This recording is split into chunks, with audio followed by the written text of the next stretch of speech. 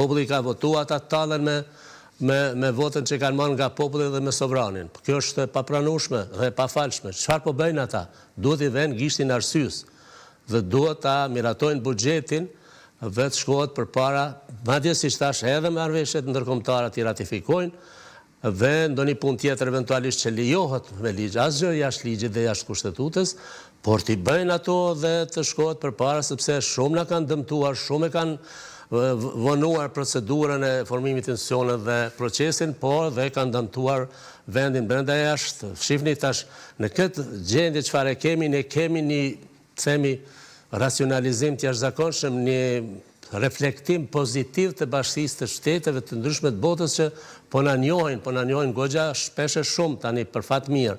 Ndërkohë që ka jashtë mirëkuptim dhe aktivitet, tjerë punojnë për të mirën tonë, ne për të mirën tonë nuk punojmë. Po çfarë do të thotë, çfarë jemi ne? Do t'i shtrojmë pyetjen të gjithë edhe qytetarët, veçanërisht kjo klasë politike dhe këto institucione. Pa dallim.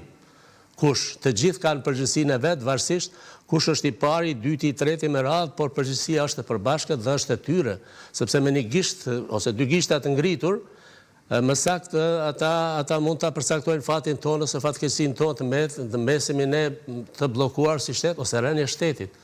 Nuk na lejohet kjo të sillemi askush, as ata, as ne. Po sidomos ata që ne kemi votuar, ju kemi besuar dhe janë tani fati ynë dhe fati i shtetit në dorën e tyre, ndërkohë që ka vlime të jashtëzakonshme rajonale, ndërkombëtare, globale, e ne po sillemi sikur s'po ndodh asgjë rreth nesh. Dhe profesor, meqense e përmendëm edhe se sot qeveria në detyrë dhe ka miratuar projekt buxhetin 4 miliardësh për vitin 2026, u pam edhe disa risi, u përmendën 1 miliard euro që do dedikohen për investime kapitale, u përmend rruga e 13 për punonësit e sektorit publik, kishte rritje të pensioneve nga 120 në 150 euro, pastaj shtesat e fëmijëve për 50%, si pas të profesor.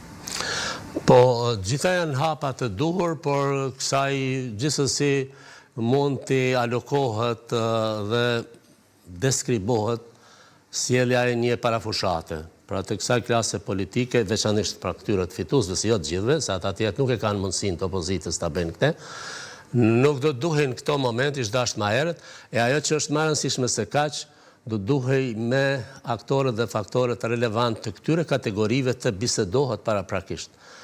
Unë jam rastisht sekretari general i Lidhjes së Pensionistëve të Kosovës dhe askush me ne përkundër përpjekjeve tona që të bisedojmë me përfaqësues institucional nuk kemi arritur as të pranohemi atje, që të bisedojmë si palë e barabartë, si palë e interesuar që përfaqësojmë